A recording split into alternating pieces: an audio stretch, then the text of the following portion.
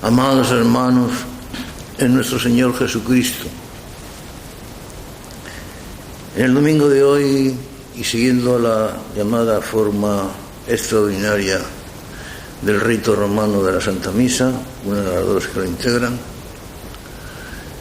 celebra la Iglesia, dentro de esta forma llamada extraordinaria, digo, la festividad de la dedicación de la Archibasílica del Salvador.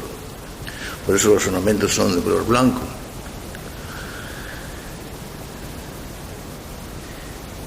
Con motivo de la cual la Iglesia nos propone un fragmento del Evangelio de San Lucas, en el cual se nos cuenta un episodio interesantísimo del Evangelio, si se puede llamar interesantísimo a cualquiera de los episodios del Evangelio, porque en realidad, de verdad, todos saben muy bien que hasta la última letra del Evangelio es interesante y más que interesante. Me refiero al episodio en el que nuestro Señor visita la casa del jefe de publicanos, Zaqueo. Pero antes de comentar el episodio, me gustaría hacer alguna observación acerca del poco cuidado que en general los cristianos ponemos al llevar a cabo la lectura del texto sagrado del Evangelio. Lo leemos todos de una manera superficial, tanto superficial, muy deprisa, sin tratar de profundizar en el contenido de las enseñanzas riquísimas que allí están contenidas, sin dejarnos llevar tampoco de la iluminación del Espíritu Santo absolutamente necesaria para entender bien el contenido de la Sagrada Escritura. Y por eso digo que lo leemos el Evangelio con excesiva rapidez y superficialidad, y no calamos en la profundidad de su contenido. Sin embargo, allí, tanto las palabras de nuestro Señor, todas sus enseñanzas, y su forma de proceder, y su forma de vida, y hasta sus silencios, son harto expresivos y riquísimos en enseñanzas para nosotros. No olvidemos, hermanos amados, que Él es el Maestro, y nosotros somos sus discípulos y sus seguidores. Me habéis llamado Maestro y Señor, y decir verdad, porque lo soy.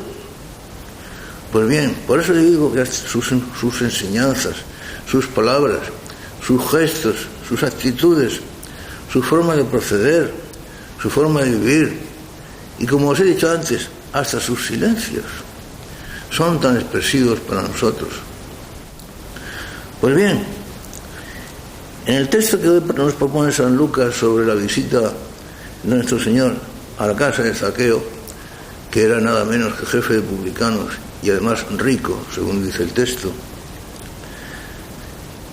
comienza la narración diciéndonos que estando próximo Jesús a entrar a la ciudad de Jericó, y viéndose enterado Zaqueo, hombre importante, como acabamos de decir, de la llegada de Jesús a la ciudad, y siendo hombre pequeño de estatura, dice el texto, y pensando que debido a la acumulación de muchedumbre le iba a ser muy difícil o imposible de ver al Maestro, de ver a Jesucristo, al cual seguramente él conocería de referencias, pero está, pues el hombre se subió para poder ver el paso de Jesucristo por donde se pensaba, la muchedumbre ya señalaba que iba a pasar el Maestro.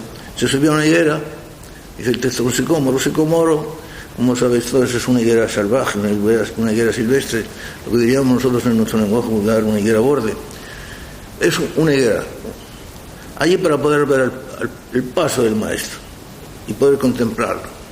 Como hemos dicho antes, según señala el texto, Zaqueo era un hombre bajito, de mediana estatura.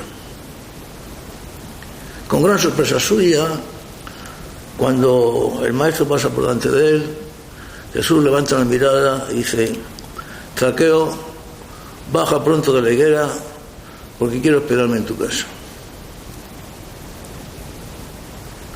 Pero observemos, llegamos a aplicación práctica a nuestra vida, a nuestra existencia actual, acerca de las actitudes de nuestro Señor Jesucristo. Exhorta a Zaqueo para que se baje de la higuera. Si quiere contemplar la situación, si quiere contemplar a Jesucristo de cerca, si quiere estar junto a Él y enterarse de su doctrina, de sus enseñanzas, contemplar su vida, etc., bájate de la higuera, porque es preciso, y además voy a hospedarme en tu casa. Si aplicamos, digo, esta actitud y este episodio a nuestra vida actual, la podemos aplicar a tantos cristianos neocatólicos a los cuales les resulta difícil comprender la situación actual y observar de cerca a Jesucristo y el estado actual en que se encuentra Jesucristo y la situación presente con la que la Iglesia moderna trata a Jesucristo, etcétera, etcétera, porque se encuentran un poco en lo alto de la higuera. Una expresión muy española para significar aquellos que no se enteran de nada o que se enteran de muy pocas cosas. Bájate de la higuera, Zaqueo. Lo mismo que tendríamos que decirle a muchos católicos de hoy, yo diría neocatólicos sobre todo, que ensimismados y empeñados en disimular lo desagradable que ocurre en la Iglesia, pensando que con tal cosa, que con evitar la verdad, o con ocultar la verdad, o con manifestarla a medias, con eso hacen un bien, en mi opinión, están completamente equivocados, porque hablar solamente de las medias verdades equivale a hablar de medias mentiras, o equivale en definitiva a hablar de mentiras. No se puede ocultar la verdad de la situación, con eso no ganamos absolutamente nada. Lo hemos dicho muchas veces. Hermanos míos queridos, la teoría del avestruz de esconder la cabeza ante la realidad para no ver llegar al cazador nunca es buena. ¿Qué haría un estratega, un general de un ejército, si no quisiera ver la situación para empeñarse en sus sueños optimistas acerca de que no pasaba nada y dejar llegar con tranquilidad al enemigo? Decía Santiago en su carta que aquellos que pudiendo hacer el bien no lo hacen, están cometiendo pecado. Así lo decía el apóstol Santiago. Quien pudiendo hacer el bien no lo hace, comete pecado. Pero claro, todas estas cosas las olvidamos, siempre obrando muchas veces de buena fe. No sabemos hasta qué punto esa buena fe, por supuesto que sí, porque Dios es el que juzga los corazones y nosotros no lo podemos juzgar, y hemos de imaginar que las personas que obran de tal manera lo hacen de buena fe y pensando que obran bien. En mi opinión, yo creo que se encuentran equivocadas, pero de todas maneras siempre hemos de mantener la doctrina de que en cuanto por lo que respecta a opiniones que son opinables, que son lícitas, pues hemos de respetar las opiniones de los demás. Pero en fin, nunca viene mal esta advertencia de nuestro Señor Jesucristo a Zaqueo, y si aplicáramos a muchos cristianos de hoy que viven sin enterarse de la situación actual, que además es extraordinariamente grave. Lo hemos dicho muchas veces, desde luego sin ánimo de soliviantar a nadie, pero sí con la buena intención de que se conozca la situación real, porque del conocimiento de la situación real depende la estrategia que hemos de seguir. No es bueno cerrar los ojos a la realidad, porque nos podemos dar un gran tropezón. Caminar en las tinieblas puede conducir al abismo. Si un ciego y otro ciego, los dos caen en el hoyo, decía nuestro Señor Jesucristo. Por eso conviene bajar de la higuera, como digo, y conocer un tanto la situación en la que nos encontramos. Muchas veces hemos hablado de ella, pero como siempre surgen cosas nuevas e interesantes, que además son altamente convenientes, como hemos dicho antes, acerca de la estrategia que hemos de seguir, del modo de actuar con el que hemos de proceder, porque sabemos, si conocemos el camino por el que hemos de ir pisando, pues es mucho mejor que si no lo conocemos. El día de ayer leía yo una información en la página web muy conocida de todos vosotros, los oyentes españoles, de Infovaticana, acerca de unas declaraciones realmente explosivas, contundentes y valientes del obispo Schneider. El obispo Schneider es un obispo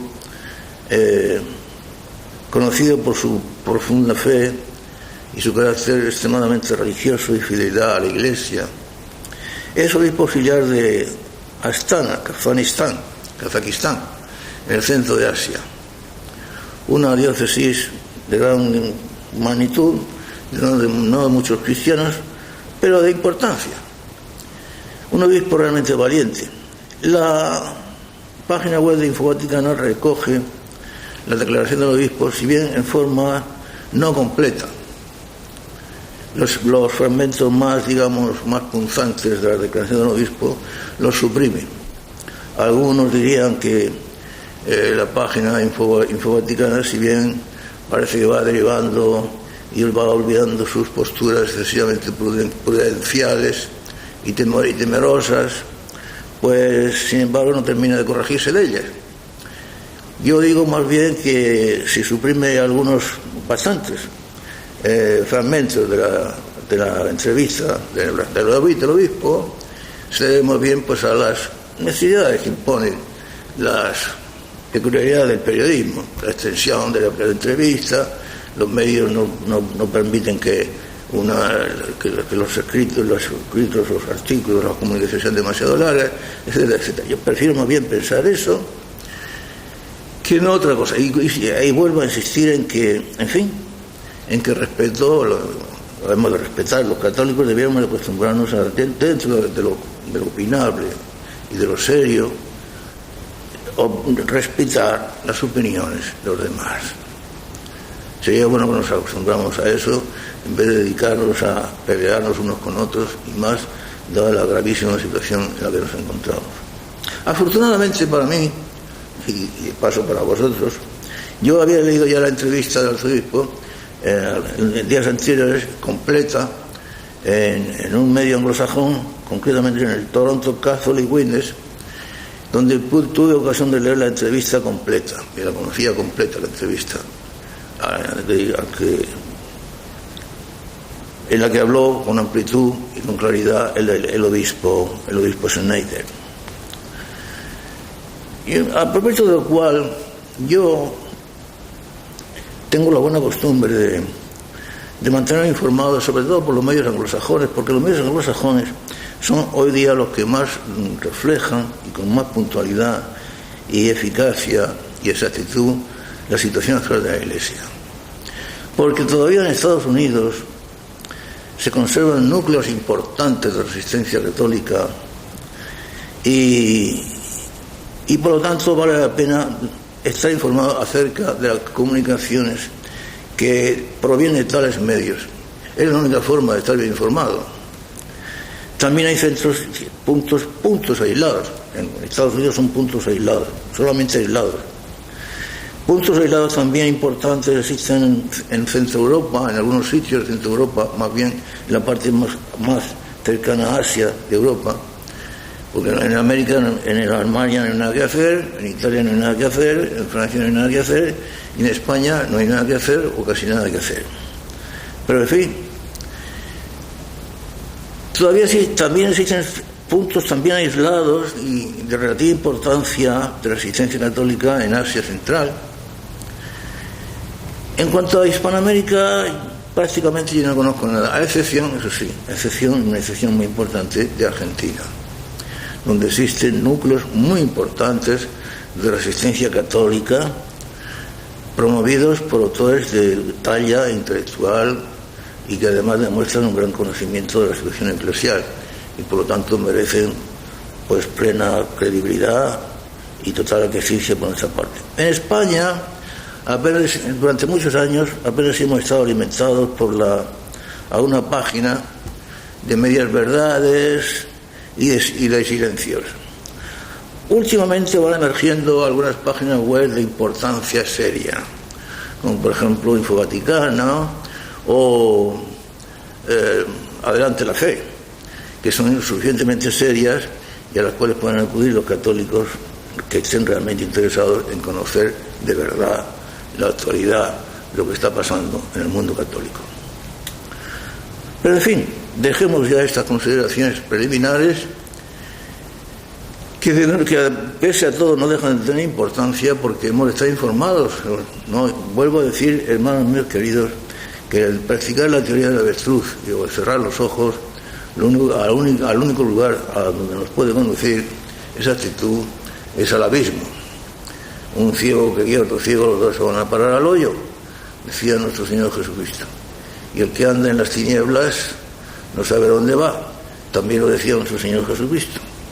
Y nuestro Señor Jesucristo, repito, es el maestro, como os dije al principio, al cual nos hemos de agarrar, y ahora con más fuerza que nunca, del que hemos de beber las verdades, porque además sus enseñanzas, de todo tipo, tanto sus palabras, su doctrina, como hasta sus mismas obras, su comportamiento, su vida, y yo ya lo dije al principio, y hasta sus silencios, nos dan siempre la clave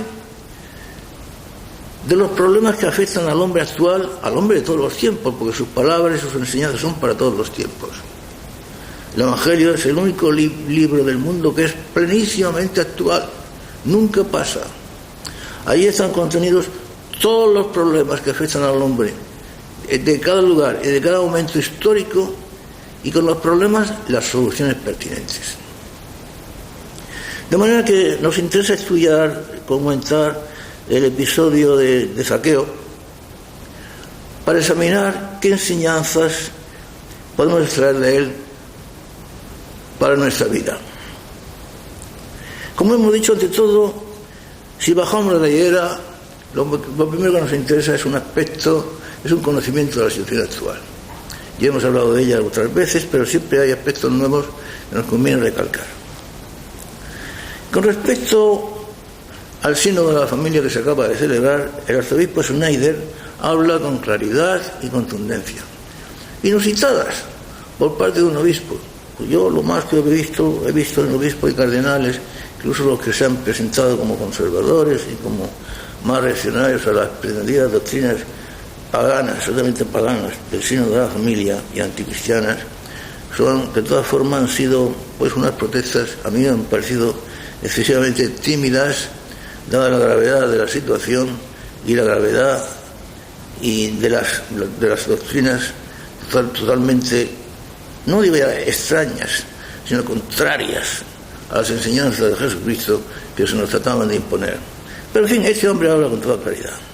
Y el primero que nos dice acerca de lo que ha ocurrido en el sínodo es un detalle que se observa leyendo los documentos ya publicados, aunque el sínodo celebrado es un sínodo llamado preliminar, no es el sínodo definitivo. Entre los documentos publicados, lo primero que se observa es una actitud de suprema y rotunda arrogancia por parte de los innovadores con respecto al magisterio, al divino magisterio y a la palabra de Dios. Pero ¿cómo es posible? ¿Y cómo hemos llegado a esta situación en que el divino magisterio y la palabra de Dios revelada, contenida en las dos fuentes de la revelación, la Sagrada Escritura y la tradición, cómo hemos llegado a la situación en que el divino magisterio escrito con mayúsculas, y la palabra de Dios revelada se pueda someter a votación, primero a votación popular por parte de las masas populares, y luego a votación por parte de unos obispos cuya mayoría, todo hay que decirlo, carecen de fe. Someter la palabra de Dios a votación, a ver si nos gusta o no nos gusta, a ver si nos convence o no nos convence, a ver si está adaptada a nuestros gustos y preferencias de hoy o no está adaptada. a ver si la rechazamos o la admitimos. Pero nosotros, juzgando a Dios, juzgando la palabra de Dios, la situación es tal, es que lo que ocurre es que los cristianos no nos damos cuenta del punto en que nos encontramos, porque hemos preferido no pensar, no mirar, no ver, volver la cabeza por otro lado, lo cual no nos exime de culpabilidad. Juzgar el magisterio divino, poner a votación la palabra de Dios, bueno, esto está bien o no está bien, ¿se puede reformar o no se puede reformar? Sí que es verdad que Jesucristo ha dicho que el que se casa, el que se abandona a su mujer, se casa con otra, comete adulterio, pero bueno, esto era para su época. Ahora podemos pensar que hay criterios y argumentos suficientes para reformar esta doctrina. Reformar la palabra de Dios. La palabra de Dios es eterna, es para todos los tiempos, para todos los hombres. Está escrita en la misma naturaleza humana, es palabra de Dios, o escrita en nuestra naturaleza humana por la ley natural, o escrita como ley positiva en la ley divina positiva. Cambiar las palabras de Jesucristo,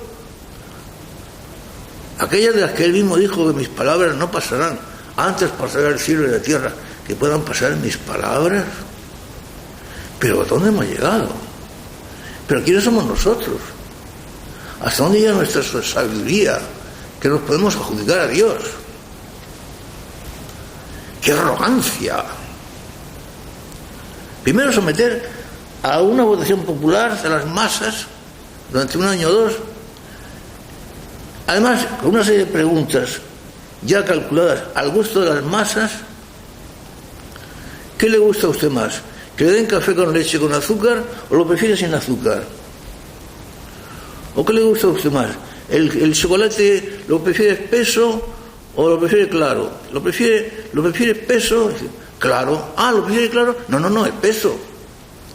Pero si nos dicen que si lo preferimos espeso o claro, creo que la mayoría de nosotros diríamos que lo preferimos espeso. Y luego, a un criterio de unos obispos, además presididos por el Santo Padre.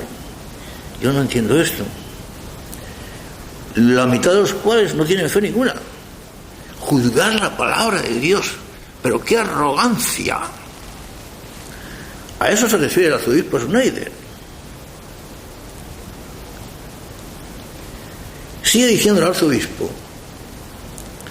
que admitir a los divorciados y vueltos a casar a la Sagrada Comunión, admitir que los divorciados y vueltos a casar, segundas nupcias, se les puede admitir a la Sagrada Comunión, y he dicho Sagrada Comunión, recibir el cuerpo y la sangre de Cristo.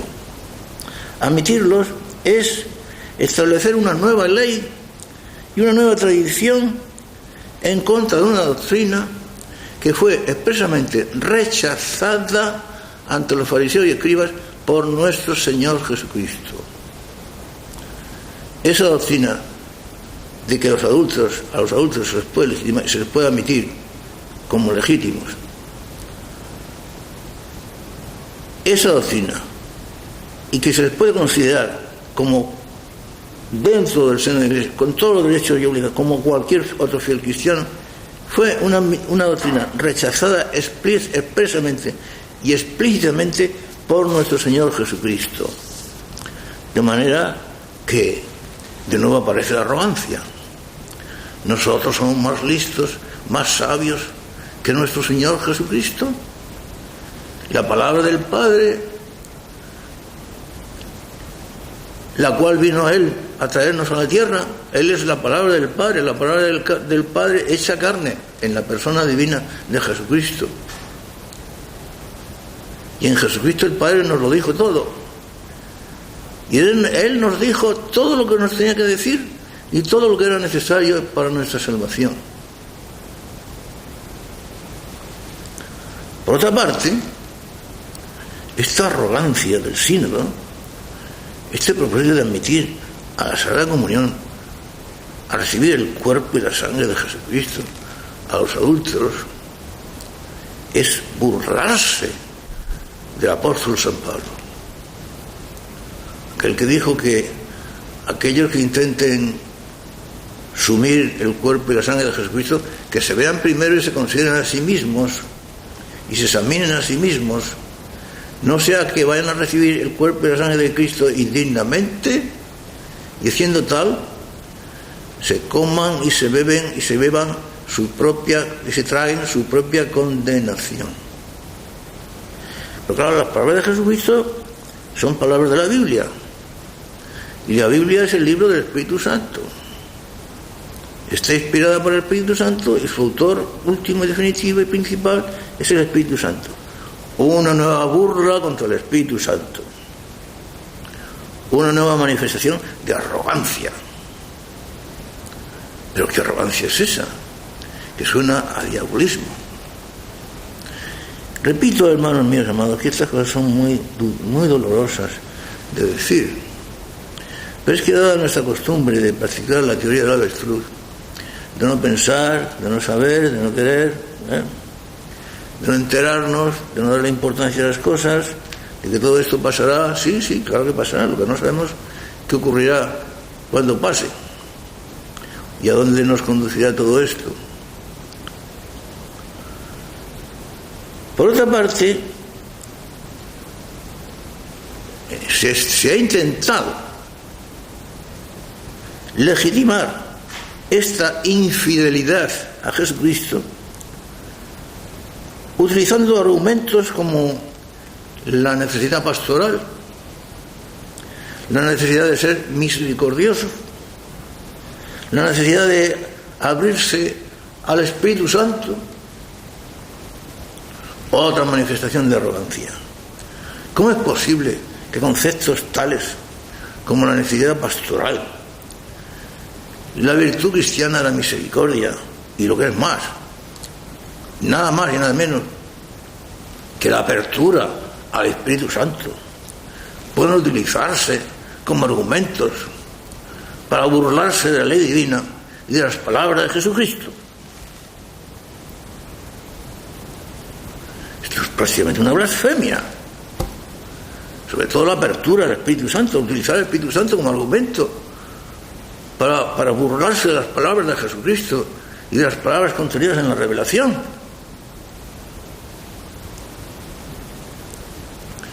Y por si faltaba algo poco, y sigo hablando, resumiendo rápidamente, yo no suprimo los párrafos principales como hace Infovaticana, pero Infocatólica, perdón, pero en fin, tengo que resumir, dada la extensión de la entrevista, igual que hace Infocatólica, pues que al mismo tiempo que tal las actitudes de arrogancia se producen, pues se acusa a los oponentes de rígidos, de escrupulosos, de tradicionalistas, de apegados al antiguo, de pelagianos y de añorando las puntillas. Bueno, añorar las puntillas, por desgracia, son palabras del Santo Padre. Cuando lo dijo aquel monaguillo que por qué llevaba las manos pegadas, que llevaba las manos juntas. Yo no entiendo nada, como es lógico, respeto las palabras y la actitud del Santo Padre. ¿Quién soy yo? Si el Santo Padre no es quien para juzgar, yo soy mucho menos, yo menos capaz de juzgar y menos al Santo Padre. Pero en fin, se acusa a los oponentes de una serie de epítetos y de cosas, maniqueos, pelagianos, tradicionalistas, rígidos, enemigos del espíritu del concilio y no sé cuántas cosas más. Y con esto resumo de forma breve la entrevista de las palabras del obispo Schneider, pero que quizá nos pueda servir un detalle más entre tantos para que se nos abran los ojos y para que bajemos de la higuera, porque cuando nuestro Señor dijo a Zaqueo que se bajara de la higuera es porque quizá a Zaqueo no le convendría continuar en la higuera. Zaqueo, por supuesto, no era ningún neocatólico, tampoco era católico, pero desde luego el neocatólico no era nada. Estaba considerado un gran pecador, era jefe de publicanos. Después hablaremos de eso. Pero en fin, ya que nos hemos metido en este tema, vamos a examinar ¿Qué es lo que sucedió en la casa de Zaqueo? Porque nuestro Señor, dada su costumbre, pues una vez que Zaqueo se bajó del árbol, pues fue con él a su casa y se invitó a la casa de Zaqueo a comer. Como es natural, pues rodeado de multitud de publicanos, etcétera, etcétera. Veamos, ¿qué es lo que sucede en la casa de Zaqueo? Según nos cuenta el episodio evangélico de hoy, que está narrado por San Lucas, quiero recordar, no me hagáis mucho caso, en el capítulo 19 de San Lucas.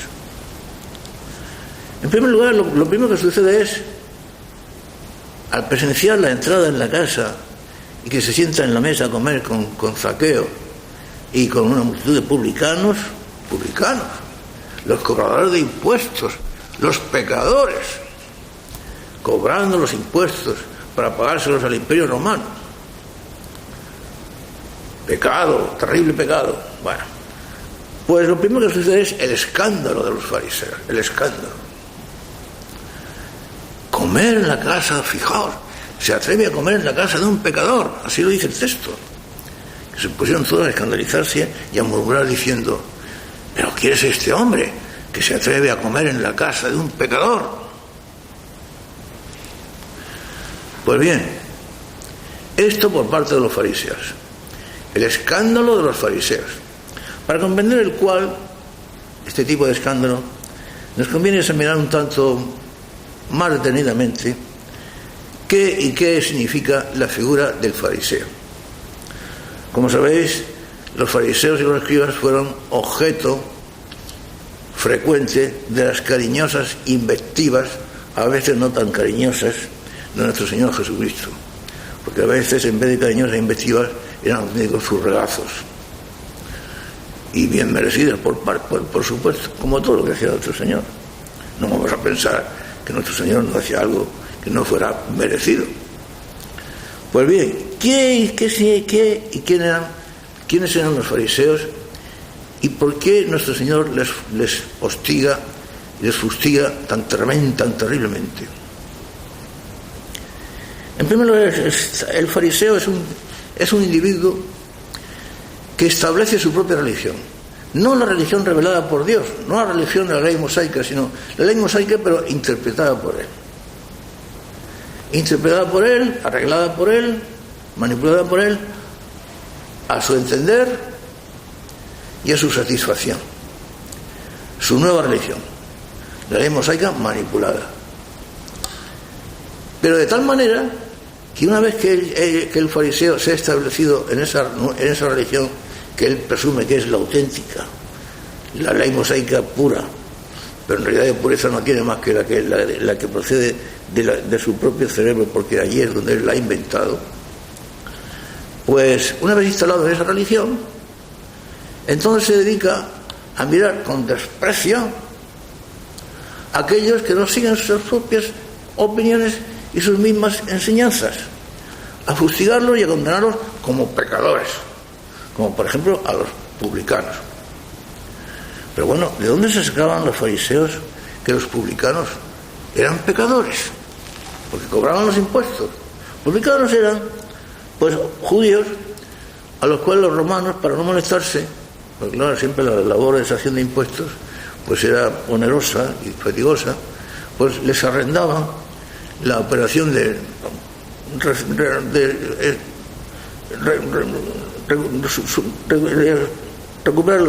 cobrar los impuestos. Aparte de eso, pues, los publicanos se quedaban con un tanto antes de entregarle el contenido recogido a los romanos. Por supuesto, los romanos estaban siempre detrás para proteger a los publicanos en el cumplimiento de su obligación, lo cual, como hemos dicho, suscitaba el odio de los judíos. Por alguna vez, y como sabemos, fueron a preguntarle al maestro, ¿pero es lícito pagar el tributo al César o no? Porque todos pensamos que pagar el tributo al César es un pecado. ¿Pero por qué pagar los impuestos es un pecado? ¿De dónde se sacarían los fariseos que pagar los impuestos es un pecado? Un Estado, una nación, no puede subsistir si los ciudadanos no pagan los impuestos. Desde el principio del mundo, desde que el hombre se constituyó en sociedad y de que los estados comenzaron a ser estados, pues la necesidad de pagar impuestos pues será una auténtica necesidad, porque si no, el Estado cómo va a subvenir a las necesidades de los ciudadanos. Eso sí, dentro de un orden de justicia, porque si el gobernante se convierte en un tirano y se dedica a esquilmar a los ciudadanos y a explotarlos y a dejarlos sin sangre y prácticamente sin medio de subsistencia, con el fin de enriquecerse él, el gobernante, que ya ha dejado de ser gobernante para convertirse en tirano, para enriquecerse él y hacerse millonario y multimillonario, o bien para dedicar el dinero recogido, los millones recogidos, a otros menesteres que de su propia conveniencia, o que favorecen su propia ideología o su propio partido o lo que sea, como sucede actualmente, por ejemplo, en España y en otros países también, pero ya que estamos aquí en España. Entonces, claro, la extracción de impuestos se convierte pues en un robo, pero ese es otro problema, aparte. Pero cuando la extracción de impuestos es legítima y es razonable, los ciudadanos, conscientes y al fin y al cabo de la situación, los pagan con gusto. Saben que tal cosa es necesaria. ¿De dónde sacarían los fariseos que el pago de impuestos era un pecado? Nuestro Señor Jesucristo lo dejó bien claro. En aquella ocasión en que le presentaron una moneda para tentarlo y preguntarle: maestro, pero hemos de pagarle impuesto al César, sí o no, porque tal cosa lo consideramos pecado. ¿Tú qué dices? A ver, dame una moneda con la que pagáis el impuesto. Y les enseñan la moneda y dice: ¿de quién es esta efigie y esta inscripción? Y dijeron: pues del César. Y dijo Jesús: pues entonces, dad al César lo que es del César y a Dios lo que es de Dios. Claro, al César hay que darle lo que es del César. Lo que es legítimamente del César hay que dárselo al César. Pero es que además el mismo Jesús, él personalmente se avino a pagar impuestos. Él mismo.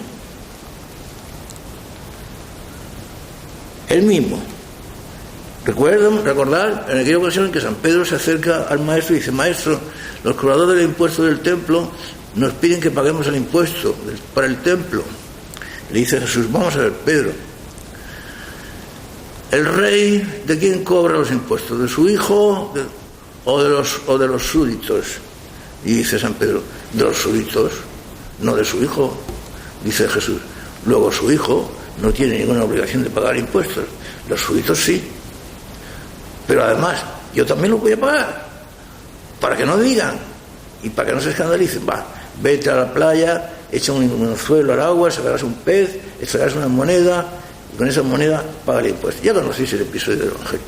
Y pagó su impuesto. ¿Qué tiene de malo? ¿Por qué los publicanos eran tan pecadores y tan malos? Claro, como digo, los publicanos, los fariseos, se inventaban su propia doctrina. No la doctrina revelada por Dios, sino que ellos establecían su propia doctrina. La doctrina revelada por Dios la cambiaban, la manipulaban, la arreglaban a su capricho. ¿No os parece que eso tiene cierta semejanza con lo que ahora está ocurriendo? Recordad, por ejemplo, aquellas invectivas con las cuales Jesucristo les echaba en cara a los fariseos y les decía: hipócritas, sois unos hipócritas, cambiáis la ley y los preceptos divinos y los acomodáis a vuestros gustos y a vuestros caprichos. Por ejemplo, decía Jesucristo, os voy a poner un ejemplo. Está el precepto divino de que los hijos atiendan a las necesidades de sus padres, y más cuando los padres llegan ya a cierta edad y se encuentran ya incapaces de subvenir a sus propias necesidades. Pues bien, entonces llegáis vosotros y en vez de subvenir, como manda la ley divina, a las necesidades de vuestros padres, decís: mira, padre, o mira, madre, aquellos bienes con los que yo habría de subvenir a tus necesidades, los consagro al templo. Y a una vez consagrado al templo, pensáis que ya no tenéis necesidad de utilizarlos para subvenir a la necesidad de vuestros padres. Con lo cual, habéis burlado la ley divina. ¿Veis, hermanos queridos? Todas estas son palabras de Jesucristo y enseñanzas de Jesús. Están en el Evangelio. Ahí está. Y cuando el Señor les echaba en cara a los fariseos: ¡ay, vosotros, hipócritas, pretendidos cumplidores de la ley, que decís que os fijáis en las menudencias, como esas, por ejemplo, que hay que pagar el impuesto del comino, de la ruda, los impuestos, y en cambio descuidáis la práctica de la verdadera misericordia y la práctica del amor? Eso lo descuidáis, porque de eso no entendéis nada. ¿Veis? Establecen su propia ley, se burlan de la ley divina y encima consideran pecadores a los que piensan de diferente manera. Son ejemplos tomados del Evangelio, hermanos míos queridos. Estos eran los fariseos. Por eso el obispo Schneider incluso se atreve a decir en su entrevista, aludiendo de nuevo, hablando de nuevo del seno de la familia, que los verdaderos fariseos no eran aquellos a los cuales los innovadores acusan de esclerotizados, de tradicionalistas, de rígidos, de escrupulosos, sino que eran, que los verdaderos innovadores, dice el obispo, son los auténticos fariseos, los innovadores, los mismos innovadores, esos son los verdaderos fariseos, esos. Y dice él, porque es que además tales fariseos, como son los innovadores, y volvemos al sínodo de la familia, desprecian y se burlan del mandato del Señor y pretenden mantener una situación en contra del mandato del Señor y en contra de las enseñanzas de Jesucristo. No solamente legalizarla, sino mantenerla y estabilizarla. Vamos a oír las palabras de nuestro Señor, vamos a leerlas literalmente, contenidas en el capítulo 15 de San Mateo, versículo 19. Siempre me gusta, como sabéis, citar explícitamente los textos, por si alguien los quiere comprobar, no vaya a pensar que yo los manipulo. Dice así literalmente nuestro Señor: porque del corazón proceden los malos pensamientos, los homicidios, los adulterios, las fornicaciones, los robos, los falsos testimonios y las blasfemias. Vamos a repetir estas palabras del Maestro Jesús nuestro Señor. Porque del corazón, proceden del corazón, se fomentan en el corazón y se mantienen en el corazón. Ahí donde nacen, ahí donde crecen, ahí donde pululan, ahí es donde se desarrollan y ahí es donde permanecen, mientras se permanece en esa situación y uno no se ha arrepentido de verdad y de corazón de ellas. Repitamos las palabras de Jesús. Porque del corazón proceden los malos pensamientos, los homicidios, los adulterios. Los adulterios también. Sí, los adulterios también. Los adulterios, las fornicaciones, los robos. Los robos también. Sí, los robos, los falsos testimonios, las blasfemias. Todo esto procede del corazón. Y se mantiene en el corazón y se fomenta en el corazón. Y ahí donde está. Y desde el momento en que legalicemos una situación de adulterio, quiere decir que tal situación de adulterio y que tal espíritu de adulterio nacido del corazón, fomentado del corazón y viviendo en el corazón, desaparece del corazón. Además, si los adulterios, como las fornicaciones, como todos estos pecados, nacen del corazón, se fomentan en el corazón y se mantienen en el corazón, si vamos a legitimar los adulterios, ¿por qué no vamos a legitimar también los homicidios y los robos y los falsos testimonios Y las blasfemias, pues, están en el mismo capítulo, en el mismo orden de cosas. Pues vamos a legitimarlos también, si somos lógicos. Porque una cosa sí y la otra no. Vamos a legitimar los robos. Uy, ¿cuántos se verían favorecidos con esa situación? Hoy día en el mundo de hoy, en la sociedad de hoy, se cuentan más los ladrones que las personas honradas. Quizás las personas honradas que no roban se podrían contar con los dedos de una mano. Bueno, quizás habría que utilizar las dos manos.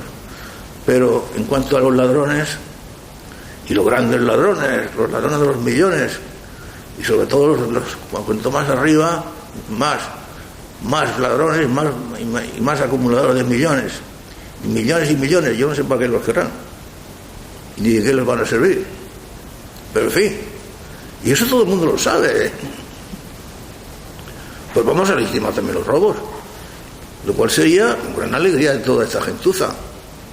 Y los homicidios, y las blasfemias también. Sí, las blasfemias y los falsos testimonios. Uy, que abundan tanto los falsos testimonios. Cuánta gente infeliz y cuánta gente inocente es acusada. Ya lo hemos visto con el ejemplo de los fariseos, de los antiguos y de los modernos. Los antiguos fariseos y los modernos fariseos, porque el fariseísmo es una lacra de la humanidad que nunca ha desaparecido ni desaparecerá hasta el fin de los tiempos. ¿Cuántos son acusados siendo inocentes? ¿Cuántos son perseguidos siendo inocentes?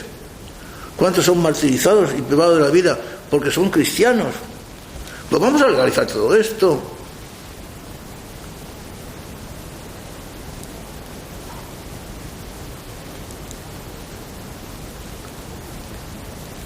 Y a propósito de la blasfemia,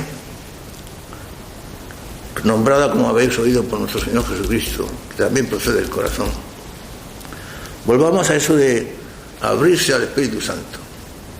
Hemos de aceptar la nueva situación y la nueva moral, las nuevas doctrinas, aunque se opongan a las enseñanzas de Jesús, porque tal cosa supone una actitud de misericordia y sobre todo de apertura al Espíritu Santo. Blasfemia, porque además, como hemos dicho antes, es igualmente también burlarse de las palabras de San Pablo que antes hemos repetido. Yo a veces, hermanos míos, me echo las manos a la cabeza por no echarme llorar. También me echo llorar cuando pienso en la inmensa multitud de cristianos que comulgan con frecuencia en actitud de pecado mortal, recibiendo el cuerpo de Cristo en actitud de pecado, sin haberse confesado previamente. Tranquilamente recibe el cuerpo de Cristo. No se confiesan, y si se confiesan, no confiesan sus pecados. Por ejemplo, ¿cuántos esposos, incluso esposos cristianos, incluso esposos buenos, que practican, sin embargo, de una forma o de otra, la anticoncepción en su vida conyugal, en su vida íntima conyugal, practican la anticoncepción, lo cual es un pecado contra natura, y es un pecado grave. Y sin embargo, no se confiesan. Y si se confiesan, siempre encuentran a confesores complacientes que o bien les dicen que eso no es pecado, o incluso les dicen que les aconsejan que lo sigan practicando. Pues bien, yo digo tanto a unos como a otros, a los esposos que practican la anticoncepción y que luego comulgan sin confesarse, y a los confesores complacientes, que para unos y para otros están completamente abiertas a diario las puertas del infierno.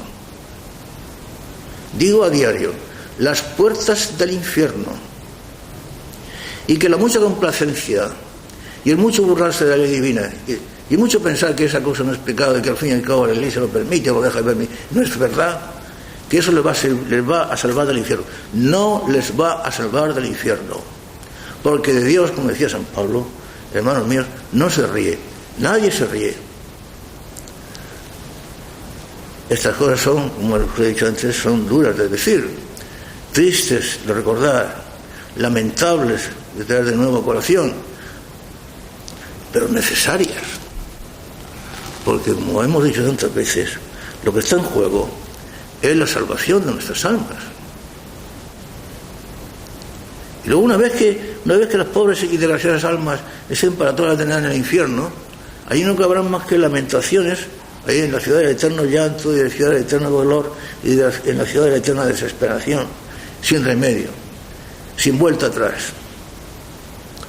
Pues hermanos míos amados, ahora que estamos a tiempo y que Dios nos avisa y nos lo recuerda, vamos a ser serios.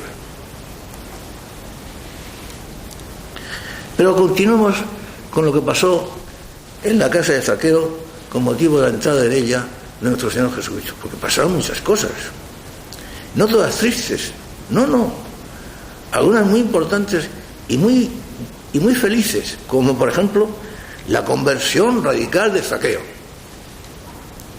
Bastó con que Jesucristo entrara a la casa, se sentara a la mesa a comer. No dice el Evangelio que pronunciara todavía Jesucristo ni una sola palabra. Cuando Zaqueo se levanta entusiasmado y dice: Maestro, bien es verdad que habré robado a muchos y defraudado a muchos. Pues bien, pues a los que haya robado o a los que haya defraudado les devuelvo la mitad y hasta el cuádruplo de lo que les haya robado.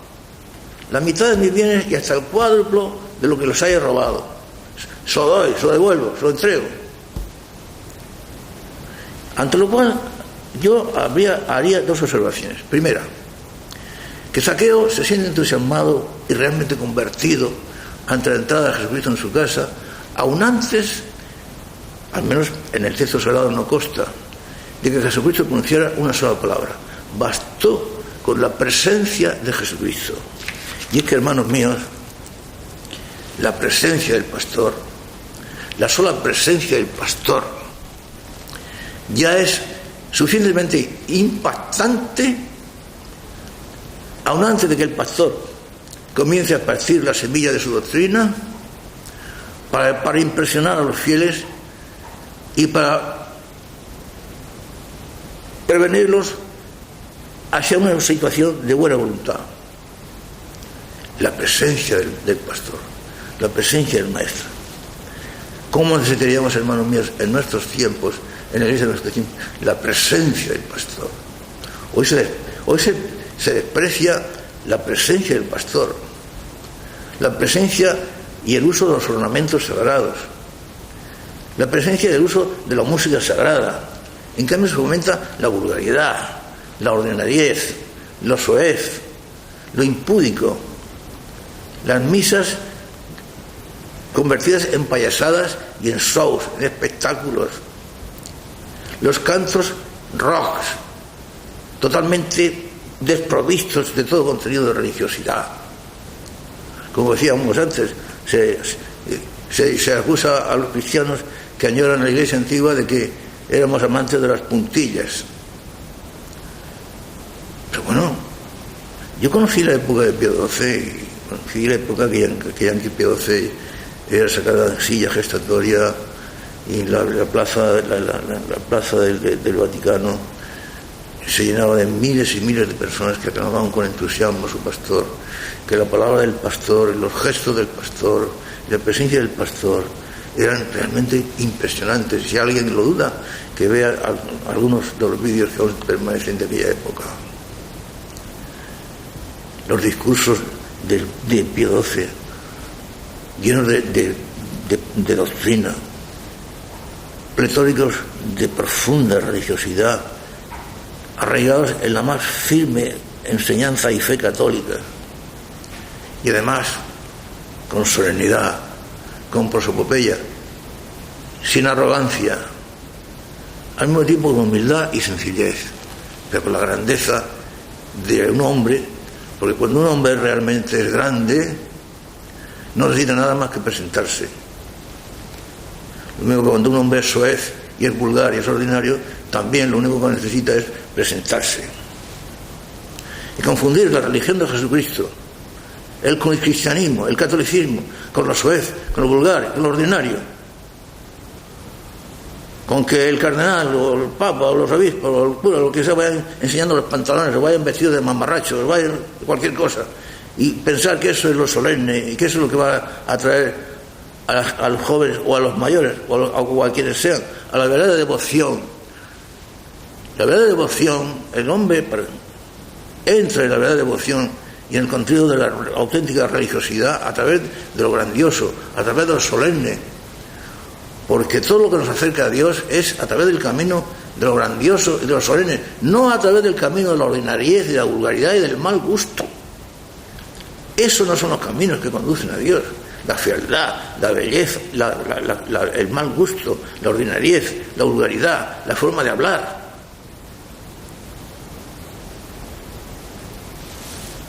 La presencia. No necesitó Jesucristo echar ningún discurso. Su presencia bastó para que Zaqueo se sintiera emocionado y dispuesto a tirar, si fuera preciso, su fortuna para recompensar a todos aquellos a quienes había defraudado. Un cambio radical en la actitud de Zaqueo. Y un cambio radical, hermanos míos muy amados, es lo que necesitamos nosotros en nuestra propia vida. Ante la situación actual, vamos a dejarnos de lamentaciones, vamos a dejarnos de lloros, vamos a dejarnos de insultarnos unos a otros, vamos a dejarnos de denuncias que en definitiva no sirven para mucho.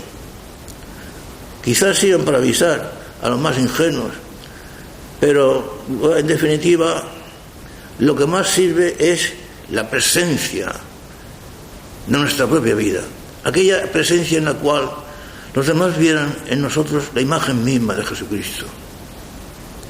Habéis de llevar en vuestro cuerpo la imagen misma de Jesús, decía San Pablo.